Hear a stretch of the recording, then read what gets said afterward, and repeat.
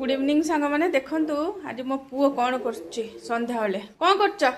सेटे लंकाटा होजी यादर better काजी को पके दे जति बंचिला देखो कोन देखंतु एठी से लंका चप करछि आ एठी देखो आलू से होछि देखंतु बेसन गोळौछि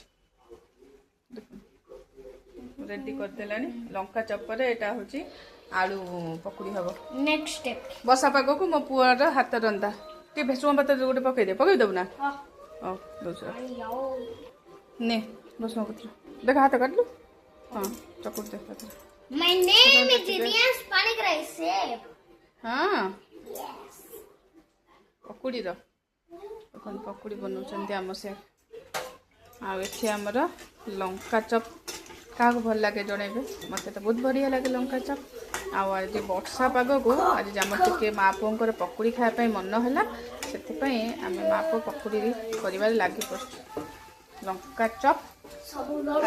आलू सरीगला ना चपटा हो बाय कह दियो तुम पकुड़ी सारे खाइला देखेबू पकुड़ी सारे हेई साले पकुड़ी बनै साला परे आपण मानु डाकिबी आपण जदी आसीबेनी बहुत तुम खाए